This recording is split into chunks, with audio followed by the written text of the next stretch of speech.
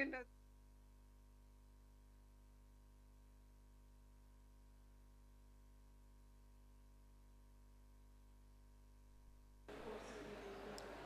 Okay. Good afternoon. Good afternoon. I think we're ready to start. Uh, Great stuff. So good afternoon, everyone. I think this is the graveyard shift. Okay. This is clearly the graveyard shift when everyone has had lunch, and I'm hoping that you've managed to help yourself to some coffee next door, which will help us keep awake. But I think more importantly, the conversation that we want to convene today is one that I think is going to be fascinating and interesting, and provide a lot of interest to all of you. So as we get started, I just want to frame why we are here today. The round table that we want to have, or the discussion that we'd like to have, is really about how do we address climate change and its effects, which are accelerating and are bringing an urgent and desperate need for practical responses and adaptation options for farmers.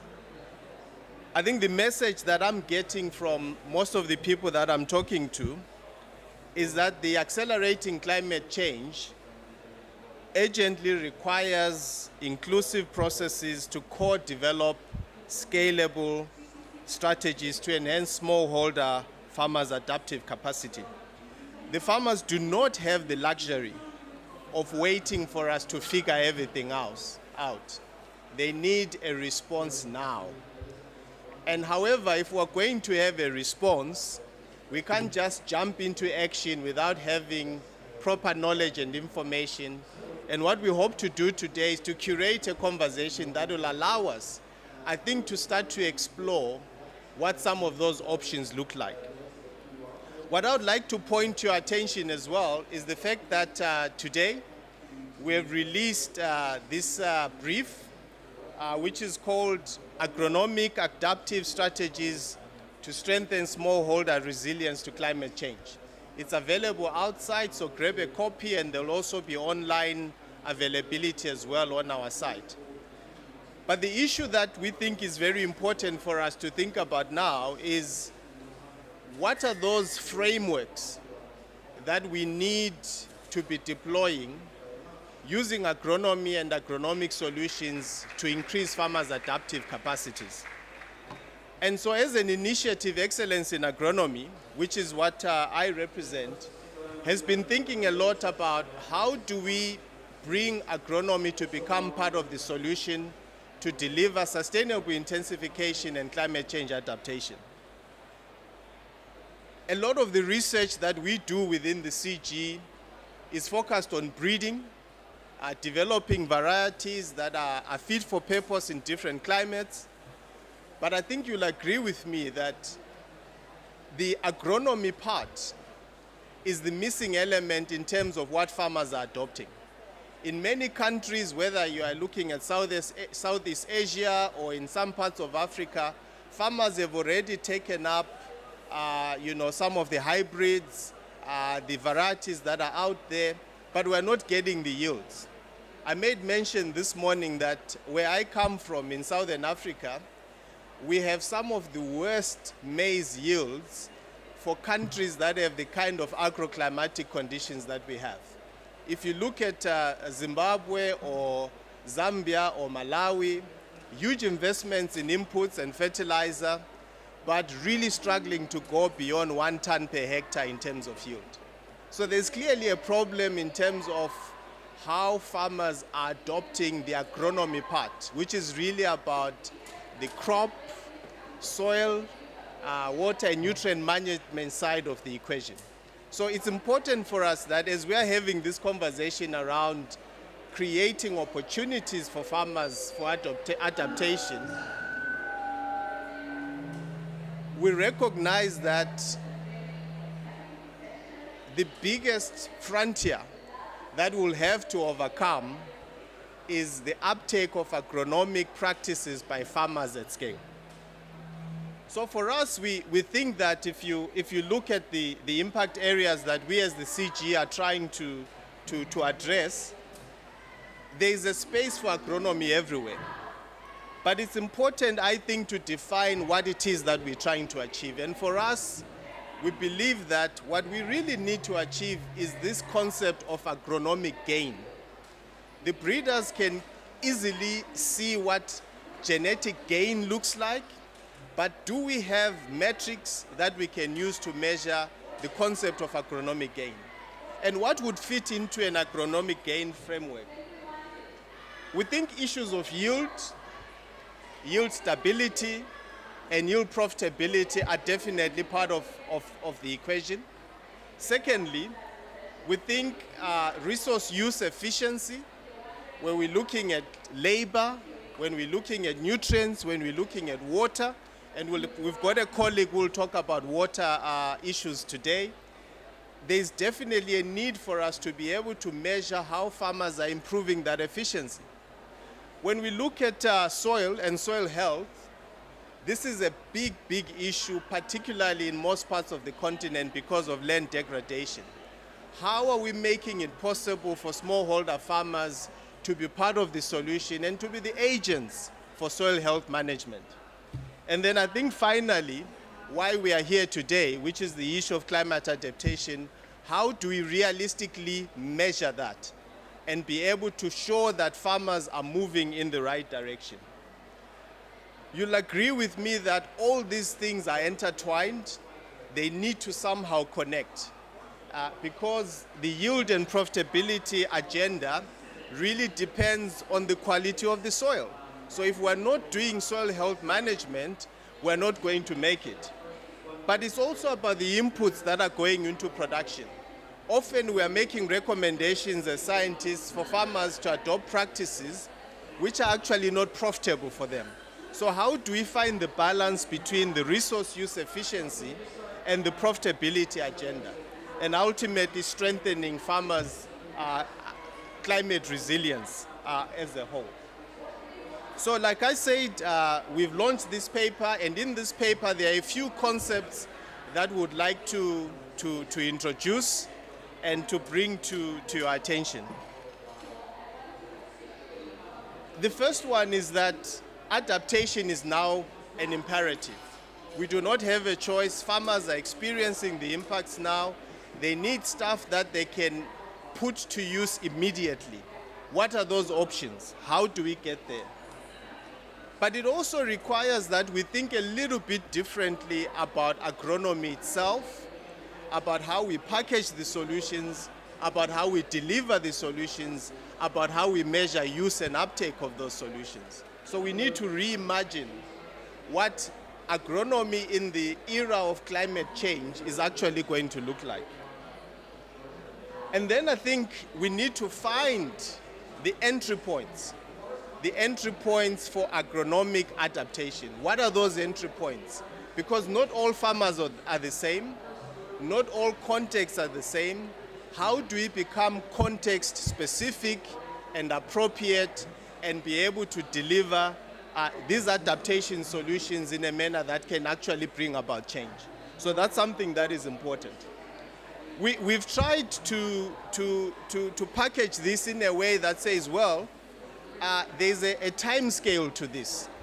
Farmers need immediate solutions now that will impact this season, but they also need solutions that over time will start to move their resilience in the right direction. And ultimately, we need system actions that require participation of governments and states to deliver some of this change. And when we look at this typology, what we realize is that there are a number of solutions which we can map to specific situations or risks or hazards. And that's what we've tried to do in this paper, and I hope when you take a look at it, you'll be able to give us some meaningful comments about the direction of the thinking that we have come up with. So we've chosen to do a lot of this work in demand-driven use cases. Because the mistake, I think, that we have done as the CG over time is that we do good research, we put it in a bottle, and then we try and take it to farmers, and then we wonder why they are not taking it up. What if we started with understanding where their pain points are? What immediate solutions they see for themselves, and then we can bring some wraparound support from CG Science to respond to challenges they are facing now. And I think that by taking this demand-driven approach, we can get closer to achieving some of the impact that we need. So we've got some use cases that this initiative has been working on, and there's 20 of them right now across the world, in the 6 regions of the world, in Latin America, in North Africa and Central West Asia, in West and Central Africa, in East and Southern Africa, and in Asia, we are working in Southeast Asia and also in South Asia. Trying as much as possible to, first of all, identify the needs, build the CG science around that particular problem, and co-create the solutions. And there are examples that I would like to share that are quite close to where we are. Here in Egypt, our teams are working on what I think is probably one of the most innovative approaches to try and understand how the Nile Delta is experiencing yield variability and how we can respond to that in real time on a season-to-season basis. So the team that's working there is our colleagues from ICADA together with CIMIT, working with the Agriculture Research Council here in Egypt to come up with a platform which is digital, that can be very location specific in about giving the season-on-season yield variability that farmers are experiencing, and then be able to point out areas across the country that are experiencing a sustained decline in yields, and then we can act in a targeted manner and move away from being blanket focused. So I think there's some really good work being done here. But also in this region in Morocco, and we had a very good talk earlier this week. In Morocco, they are trying to respond to climate change by pushing conservation agriculture at a scale that has not been seen before. They are targeting 1 million hectares to bring 1 million hectares into mechanized conservation agriculture across Morocco.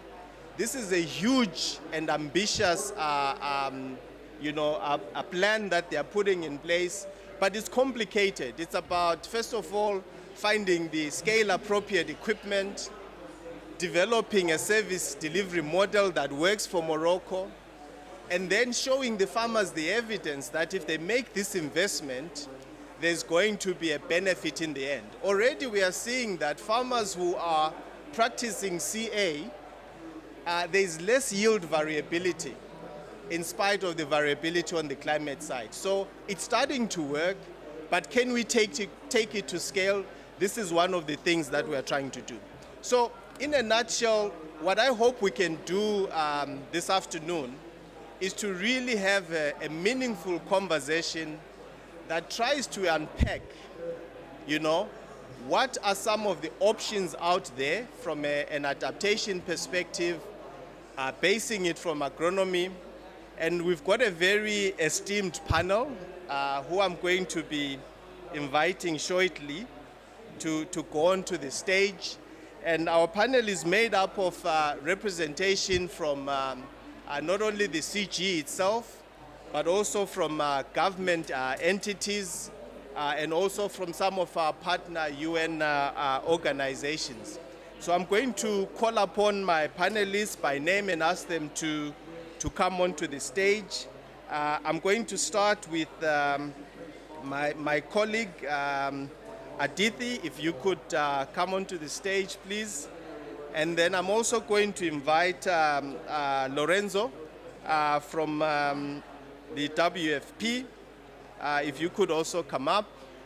And then I'm going to also invite Madam Veronica Ndetu from the ministry, the head of climate change at the Ministry of Agriculture in Kenya.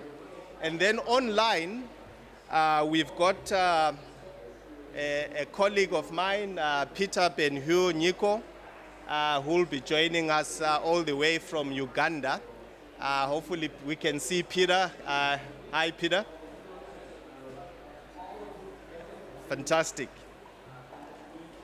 So I think I'm going to start off by, we need a microphone. Do you have a microphone there? You okay? Okay, all right, fantastic. I'm going to start off with you, Peter, as you are joining us online. You can have the first bite of the cherry. You are working in northern Uganda, an area that probably has some of the highest agricultural potential in East Africa. However, if we look back over the last 2 decades, issues of food and nutrition security have really been a challenge. But not only has there been an issue of food and nutrition security, there's been also energy challenges, infrastructure challenges, and your organization is trying to respond to that at scale. Could you maybe share very briefly, as you introduce the work that you do, some of the initiatives that Mandulis Energy has started in northern Uganda in trying to combine good agronomic practices and all the other things that the farmers need, in particular energy, ecosystem services, etc. If you could kick us off, please. Peter? Thank you very much. It's great to be back in Egypt virtually. Good evening, everyone, to our Egyptian brothers. مساء الخير سيداتي أنساتي سادتي. مساء الفل والياسمين لكل شقائنا من النيل. Thank you very much. I thought I'd say that. So in Uganda, at Mandulis Energy, we've been around for the last 10 years. Okay. And we're working in rural northern Uganda with farmers that work on crops such as maize, beans, groundnut, rice, etc. What we realized was just using the residues from agricultural value addition, such as maize cobs, rice husks, and groundnut shells, as well as residues, which are more decomposable, we're able to generate electricity. We first of all generate methane and hydrogen gas that runs engines to produce electricity, but the residues that remain in that process are things such as biochar and very nutrient-rich bioslurry.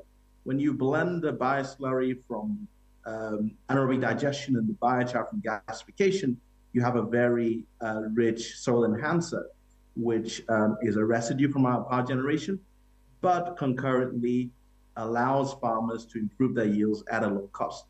But the electricity that we generate is high quality electricity in rural areas, but at below the price that they would have otherwise, had from any other source, actually on par with the grid. So we have got 2 locations that are running right now in northern Uganda, where we're powering agricultural value addition, where we're enhancing agricultural inputs such as biofertilizer, organic fertilizer, etc. from the residues. We've got electric vehicles that are replacing diesel and petrol vehicles in communities that are more than 30 kilometers away from the nearest petrol station anyway. And we've got mini grids that are connecting the community to electricity so that they are able to do more than just farm. And what's happened as a result of that is the communities where we are working, incomes have gone up, businesses have flourished, homes have been built, and we're scaling up to even more locations in Uganda. By this time next year, we'll be in an additional 4 locations. So it's been an exciting one. But what's great here is, while rural farmers are able to get access to cooking fuel at very affordable cost, electricity and other things and so on and so forth, our innovations include what enables the residues that come from our users who are farmers to be linked to industries that need them, such as cement industry using biochar. That's a residue from farmers cooking, such as breweries and and beverage companies replacing heavy fuel oil with agricultural residues and so on and so forth. But beyond that, when they're able to access value addition and the high qualities that come out of that, they can meet the global standards needed to supply large multinationals, and therefore their incomes go up higher. And it's a circular loop, which turns rural farmers from customers into stakeholders that help us, green the ecosystem for industrial players that are connected to us. Thank you. Thanks a lot, Peter. I think you're already starting to answer one of my questions, which is it possible to really utilize the fact that smallholder farmers have got access to land, they've got access to assets that can not only improve the health of their soils, but also give them access to other needs such as energy, etc. So we'll explore that a little bit further in a short while. But I'm really keen to hear a public sector perspective, Madam Veronica, because you sit at the climate change unit within the Ministry of Agriculture in Kenya.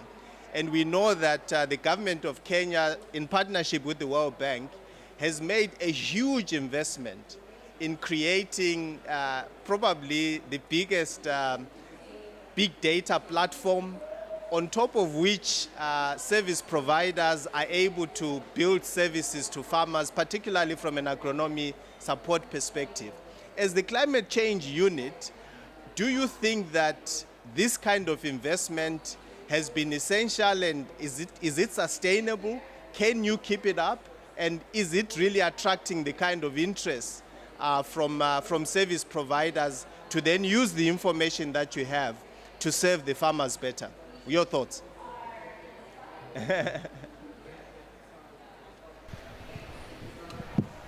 Yes, thank you so much for having me in this forum. Yes, Kenya embraces climate smart agriculture as the approach through which to implement both its adaptation and mitigation goals. And so the World Bank project that is called Climate Smart Agriculture Project is one of the initiatives that there are in Kenya to ensure that the country is moving towards a low, the agriculture sector in the country is moving through a low carbon development pathway. And this is through initiatives that ensure that the farmers, first of all, they adapt to the impacts of climate change. They also get food security from implementing the interventions at their farm level. And they also more so access the information that they require. Because as the climate continues to change, the farmers need to get information on time so that they can be able to do their operational or farm operations timely.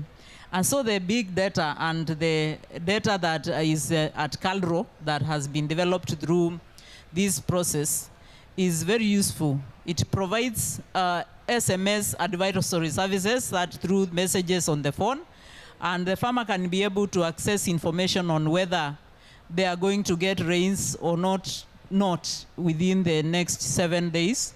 And that is very useful to the farmer because it gives them an opportunity to make decisions on what they need to do.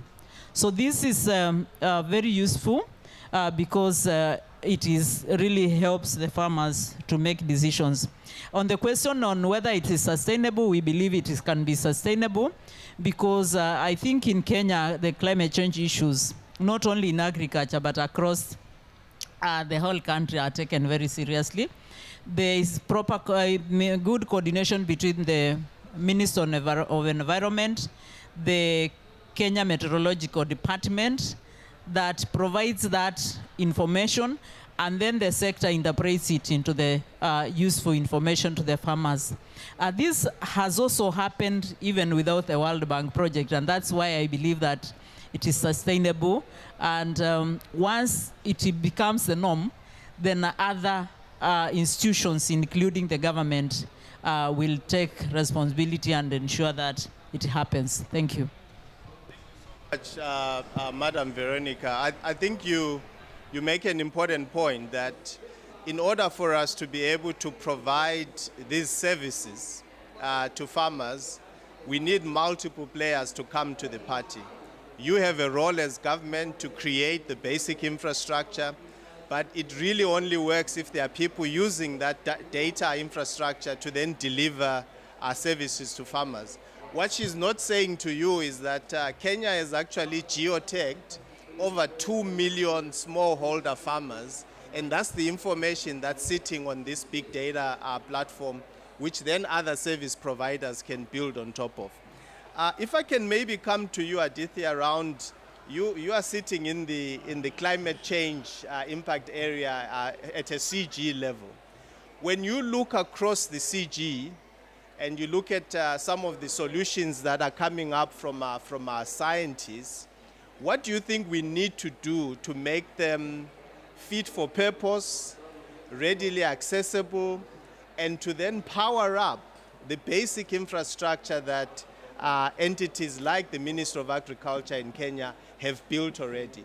What role can we play as the CG to really drive this agronomic gain agenda and improve adaptation?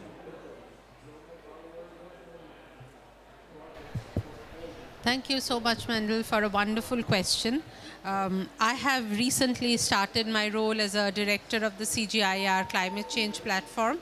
And wearing that hat, I think, answering to your question, I mean, there are a lot of innovations that we as CG scientists, as well as our partners, are doing in the field of agronomy. And I think the approach you said, that it has to be demand-led, I think that's the way to go. You know, so the demand-led one with the partners, if you're developing and co-developing them together, some of the work that I'm also involved in another regional initiative called TAFSA, and I see Amjad is here. So in TAFSA also we are following a very similar approach to what you are following in the EIA, and I believe most of our CGIAR initiatives are actually now following that kind of a demand-based approach where we are co-developing these technologies along with our partners, and then what our official from Kenya you are saying, I think that's tremendous, that the ministry itself is, you know, taking charge of the geotagging of the farmers and creating the database. But if you allow me a minute, I also wanted to wear my another hat, which is as IPCC scientist, and talk about a little bit of the assessment that we did. We actually looked at you know, many of these agronomic practices are actually adaptation measures with sometimes mitigation co-benefits. So in the entire working group report, we were interested in answering this question, like how effective is adaptation in reducing climate risk? And when we started doing the assessment, and this was a, you know, this was a long time, and we have to, we only kind of look at the peer-reviewed publications.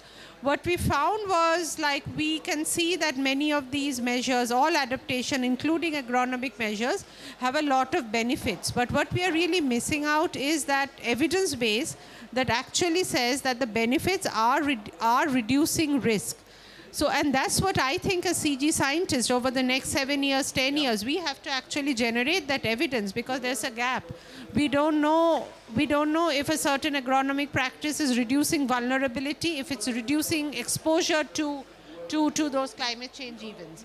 So that's the one point where I think we have a knowledge gap, and we have a huge responsibility to fill that up.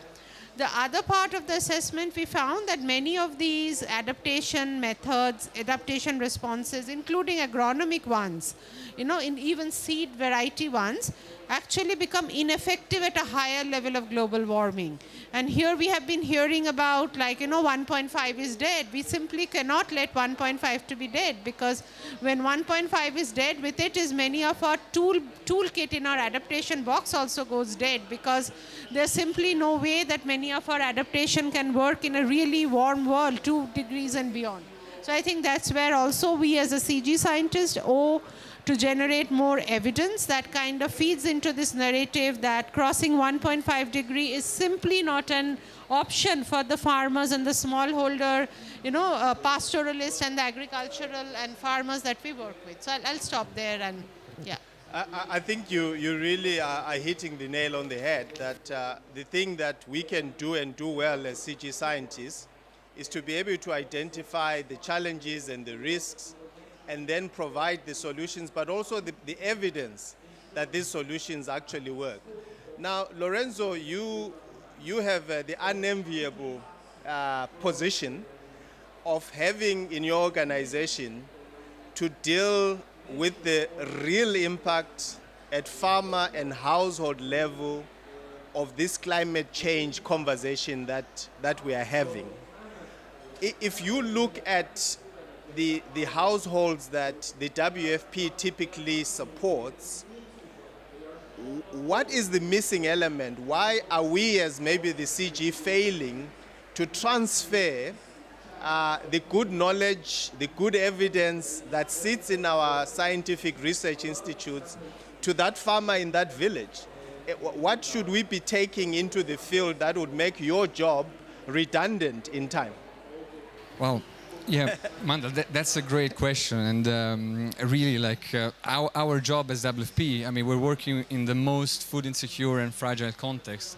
Our job is actually not to make ourselves needed in the next 10 to 15 years. Whether this will happen or not depends on a lot of things, including our work, but this will be the aim. And I mean, we really appreciate this question because it's fundamental. I mean, the populations, the people that we're working with are really at the borderline in terms of, at the front line in terms of climate change. But climate change for many of them is in a sense already a luxury because their land is already degraded. Maybe they are in a conflict situation, the economic crisis, price shocks, you name it, it's all there. So in WFP, what we're trying to do is to provide like an integrated response. And what you showed here, like in terms of EIA, like really resonates because it's really integrated, where we support communities providing immediate food assistance, but then like support the land restoration, the soil management of these communities, providing, linking them to markets, providing support in terms of like school feeding, so that not only we're looking at the food security of the current populations, the current communities, but also what is happening in the future. And what we could do, I mean, what are like some of the shortcomings in terms of agronomy? I mean, one of the first issues is really like reaching out to people. So like how do you manage like in extreme situation to change these practices? And so like the food assistance incentive, for example, in some contexts can work, but that's not enough. What is really needed also is like community-based participation, being with the people, understanding what are the needs, understanding the context, but also providing the right agronomic tools, the right solutions, which most of the time are pretty simple. I mean, we're talking about composting, which I hope also in the plus 1.5 degree scenario could still be working. We're talking about no-till, keeping like the soil covered, integrated rangeland management, and all these type of things, which are not rocket science, but we need support in bringing this to these vulnerable people, working with agricultural extension experts, working with governments, working with local NGOs to send this message. Like, yeah. I think you've really raised a number of important points, and what I'm taking away from you is that we're probably not doing enough engagement with the farmers themselves to understand what their needs are and how we can actually strengthen some of their assets, their livelihood assets. And one of those livelihood assets is obviously human capital. There's physical capital, there's financial capital, but there's also social capital, the ability to make decisions for themselves. I mean, Peter, if I can move back to you online, you have a very complicated environment in that it's a post-conflict zone. where ultimately people just want to survive until the next day.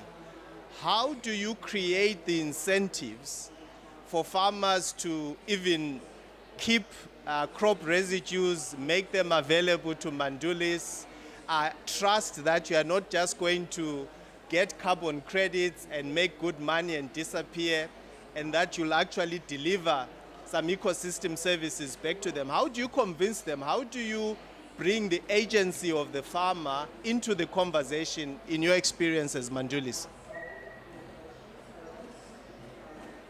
Thank you very much. I think what we basically focus on is, just as Lorenzo said, we reach out to the community and we involve them from the very beginning. We involve the community in site selection. We involve the community in baseline studies and feasibility studies, environmental and social impact assessments. We involve the community at every step of our project development. So they know what theories we bring forward. They chip in with what they know how to do already. And they chip in with what we can do together to make what they know already even better. And we go a step further.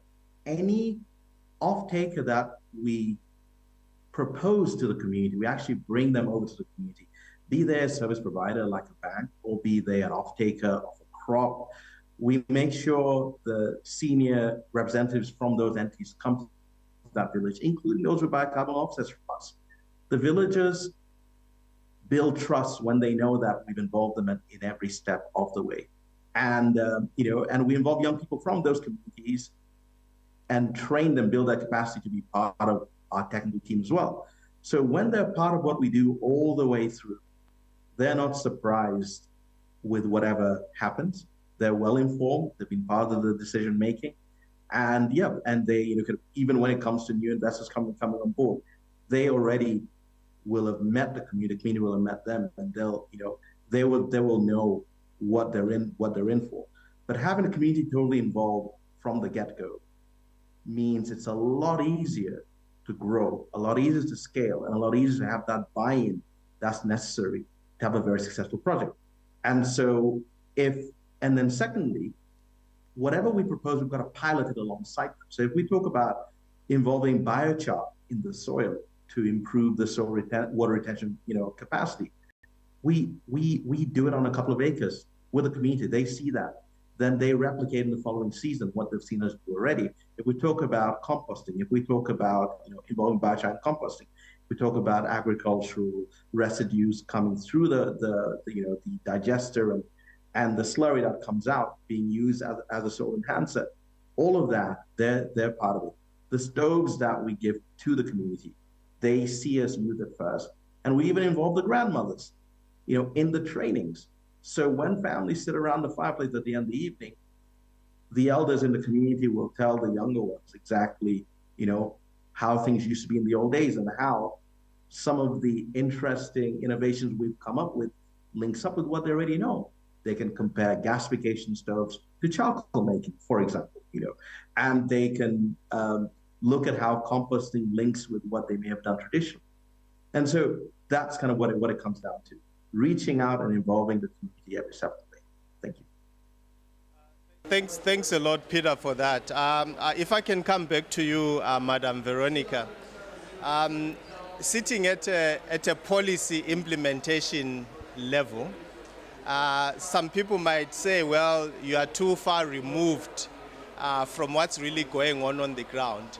What is the government of Kenya, for example, doing to make sure that the climate adaptation agenda is not only just a policy of government, but something that the grandmother in her shamba is actually thinking about and is actually practicing and is also influencing some of the decisions that you are making?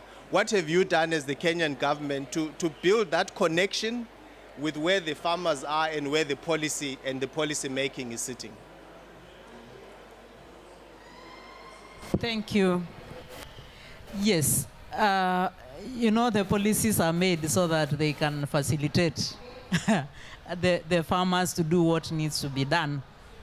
And so much as I am, actually the idea of having the climate change units in the all state agencies of the government of Kenya is to ensure that climate change issues are mainstreamed from the top to the bottom to the implementation. And so the policy provides broad statements on what needs to be done. But then that is, if it remains there, as you have rightly said, it will not be done. But we have a very, very clear way of cascading that information through the counties. As you know that our government, we have two levels, the national government and the county government. The implementation is actually done by the counties.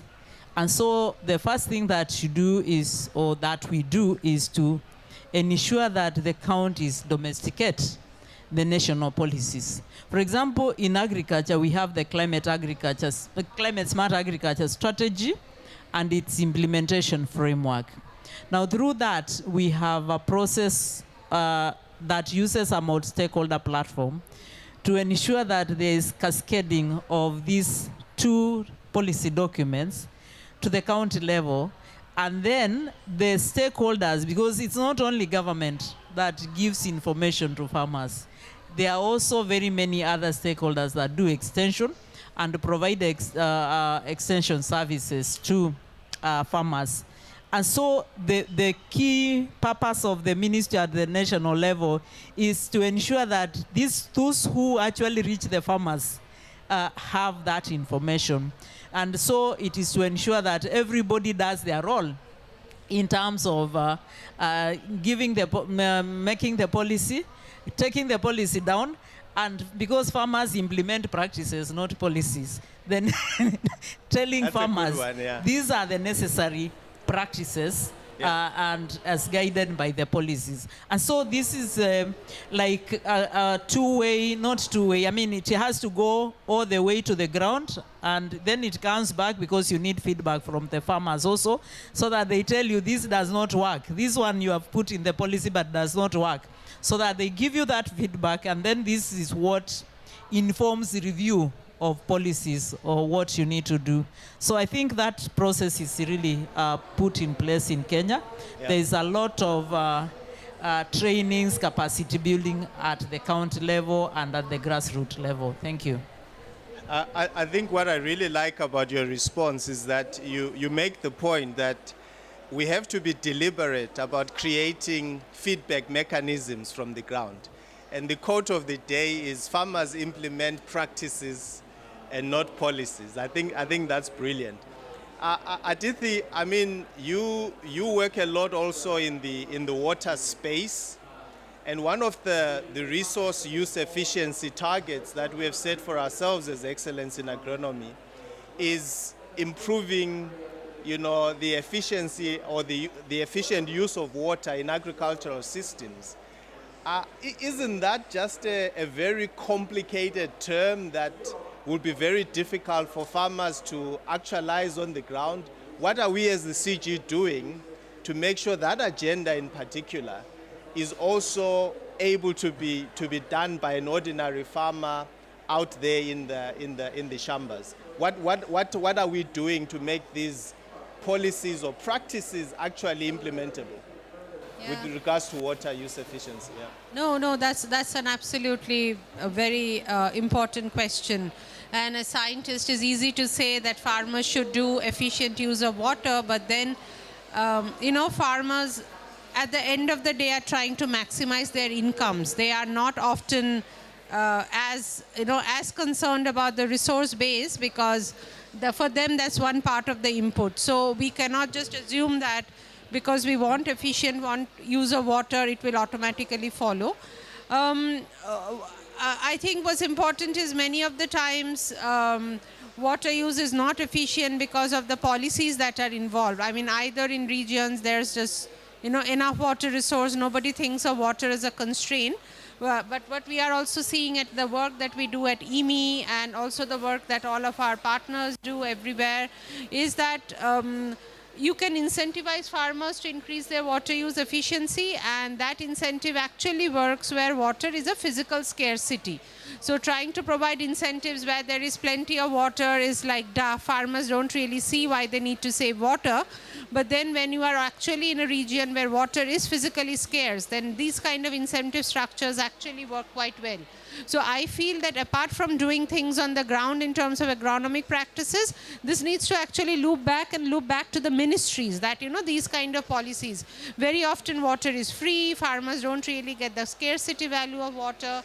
So how do you, and pricing water is often very complicated. You cannot directly price water, but perhaps you can have indirect kind of incentives through maybe electricity tariff, or if farmers are using pumps. I mean, how do you basically provide a value for water so that the incentive to overuse water is gone? That's one, but in addition, there are also certain crops which are not tolerant of overuse of water. There, I think it's easier to explain that, giving more water is actually not helping but harming you. So I think water use efficiency improvement has to be a central concept, but it has to be backed up with adequate incentives. Then another point I wanted to say is that we also need to get a bit nuanced view of what water use efficiency means. So suppose a farmer is doing something like flood irrigation, and then we introduce drip irrigation.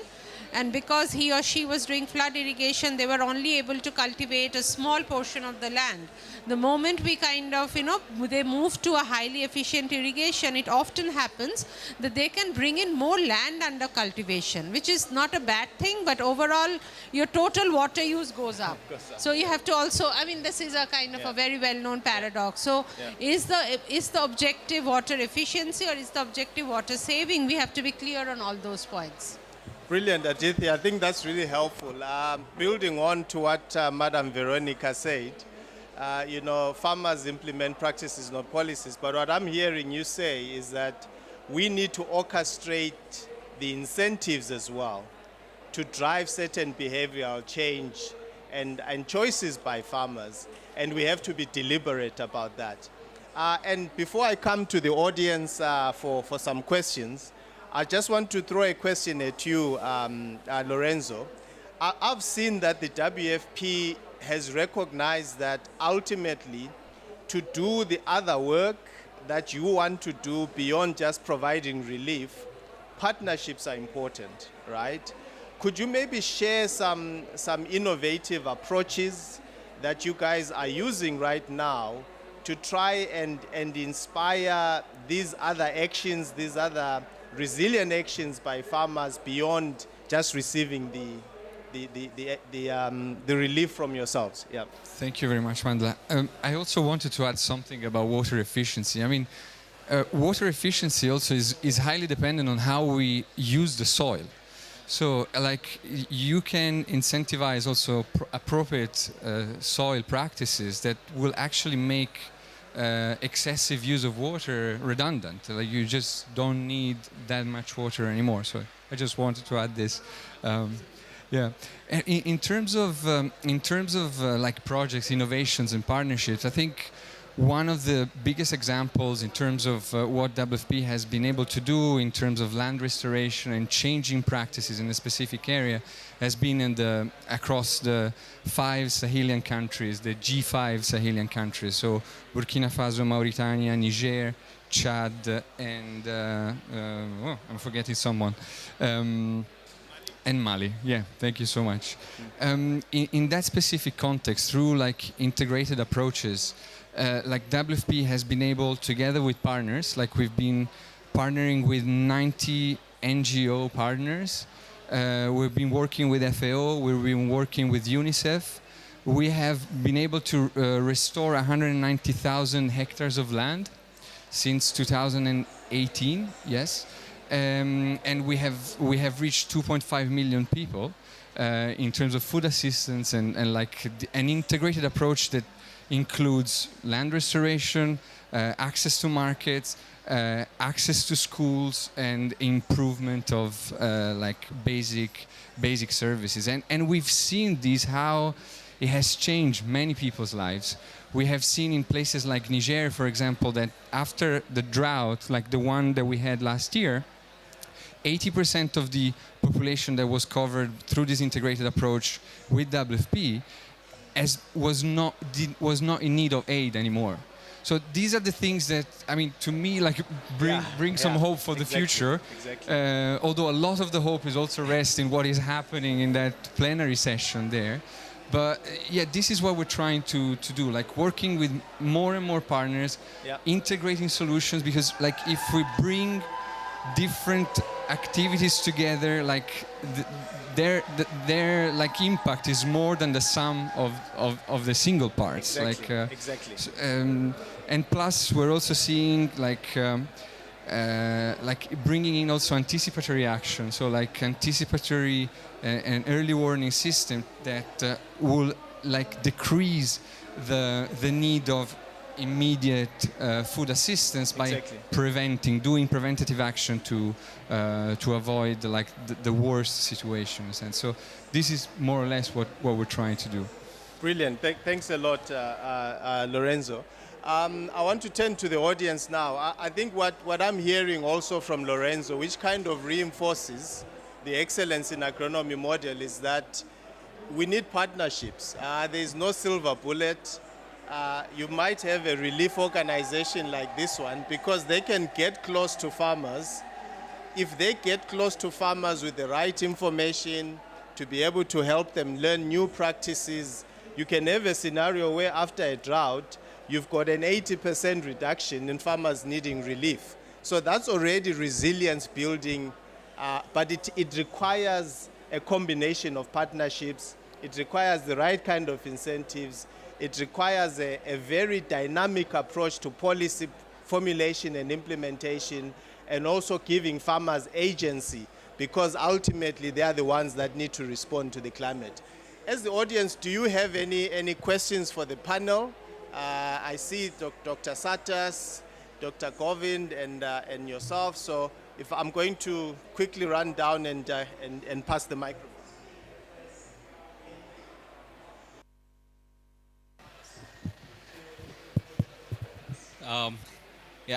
I'm Ajit from ICADA.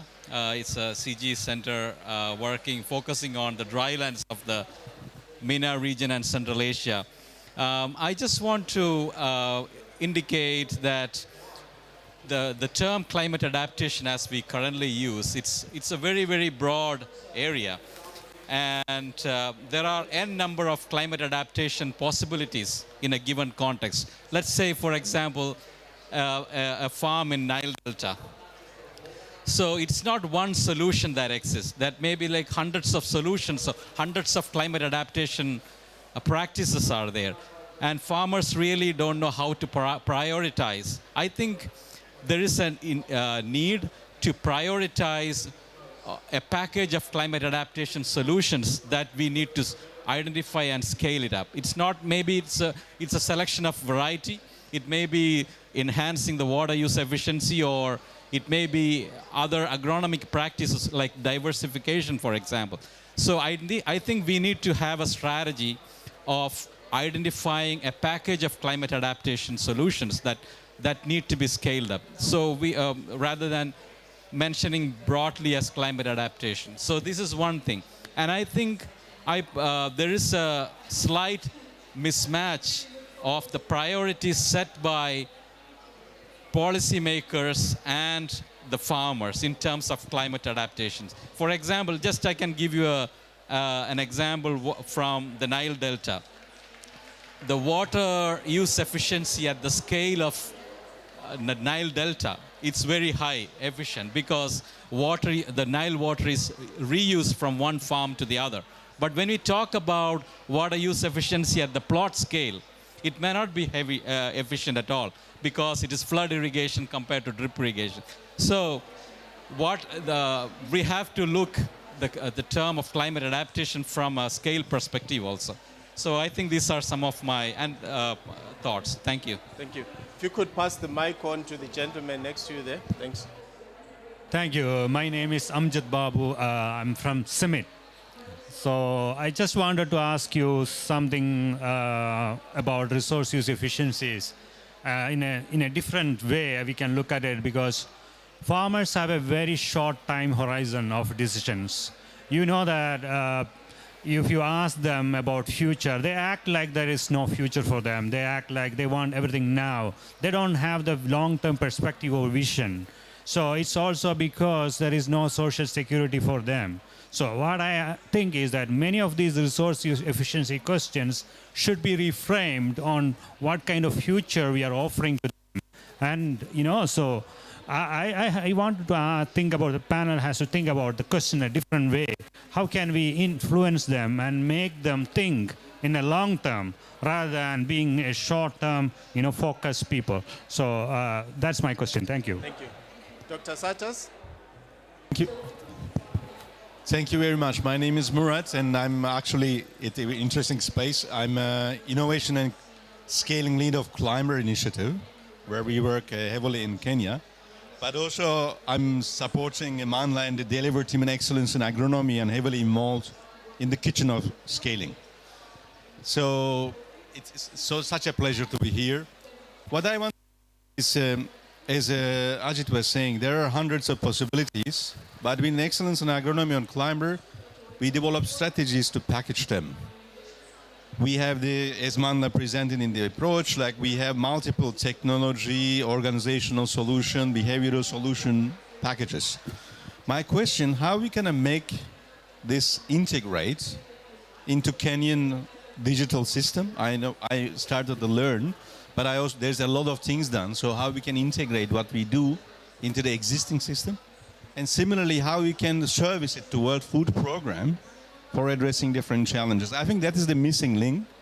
If you can advise how we can service them to you, I think we can really address Ajit's question very well. Thank you so much, Murat. So I'm going to ask my panel to make final reflections and feedback. But I'm going to start with you, Madam Veronica. If you could respond to Murat's question and then also wrap up in less than a minute, please.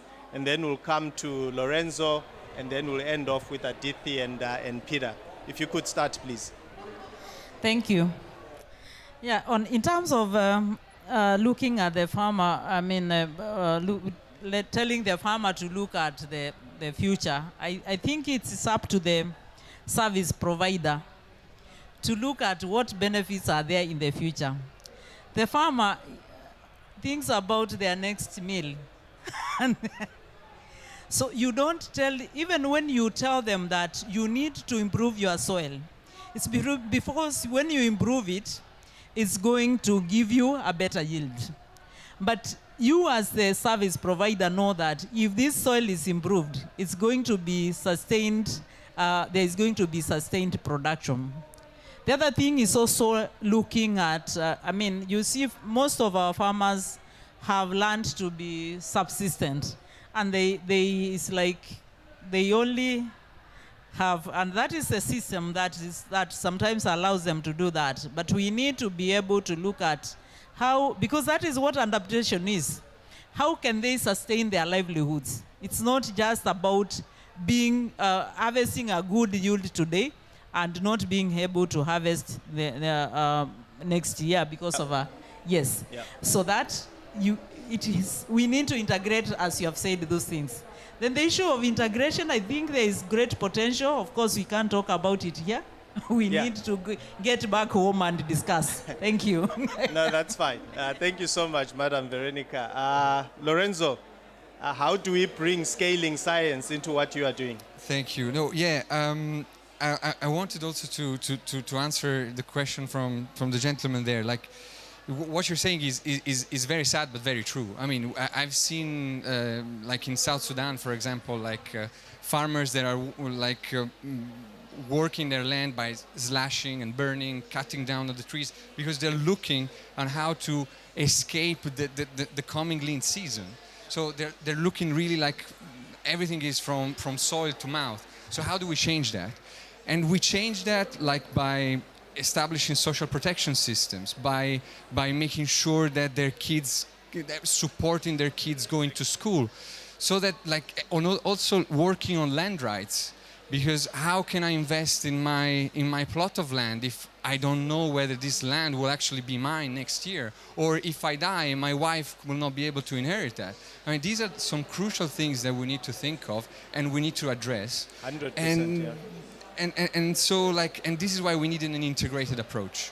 This is why in many cases food assistance is needed, because if you don't tackle the immediate food security problem, farmers cannot actually think about anything else. Correct. So like we need to change this so that farmers can become again like the stewards on the land of the land, and hopefully also their sons and daughters will become the next generation of stewards and entrepreneurs of the land as well. So 100%. this is Yeah, thanks Lorenzo. Aditi, your final thoughts, half a minute. Yes. So as a CG scientist and as somebody who is deeply committed to the climate cause, I think my message is for ourselves. I think we as scientists have to be very, very humble and think of ourselves as actually service providers. I mean, we are no different from, what we call service providers, because our job really would be to see what is it that farmers required, was it that ministers like Veronica require, so and basically provide that. We cannot, the 50 years ago, our model where we did things and, we expected others to come and, that is simply gone. So I think we have to really reorient the way we do science and do science in partnership and co-produce. So It's unusual. Yeah, thank you. And then Peter, to wrap us up, your final thoughts, sir. Awesome, thank you very much. So basically, when I look at the African continent, I see, mostly rural smallholder farmers. And when I look at kind of what Africa's contribution to global warming may be, it really comes down to the use of cooking fuel from firewood in such communities. And when I look at the amount of agricultural residues available and the ability to kind of use those residues as a clean cooking fuel through special stoves and so on and so forth, and the outputs going back in the soil to improve yield, I think there is, where the problem is actually where the solution is as well. Yep. When smallholder farmers are able to earn an income from the residues which can't decompose, it can actually be that social security system, because an income that comes in from residues that cannot be mulched can actually help pay for school fees, can actually help pay for food, in off-season and so on. So I think let's focus on the rural smallholder farmer, and let's look at them as, a community that can actually be stakeholders, that can supply the global ecosystem and be the core for not just themselves, but also corporate growth as well. Thank you. Well, I think I couldn't have closed it better. I do want to thank you as the audience for listening patiently, and I think some takeaway thoughts. I think what we are realizing is that, yes, agronomy is a useful tool, but if we're going to succeed, number one, we need to put farmers at the center of our thinking and solutioning. Number two, business as usual is not going to work. We need business unusual. Number three, there's no single bullet solution out there. We need a combination of solutions that are integrated to be able to help farmers. It's practices that they need, not policies. They need incentives, and we need participatory approaches, and also to consider that farmers need social protection as well. So thank you so much, colleagues, and please remember you can obtain this paper at the table over there, and please engage with us as we are still developing what should be an appropriate agronomic response to climate change for smallholder farmers. Thank you so much for your time, and have a great day further. And to my panel, thank you so much. Thank you.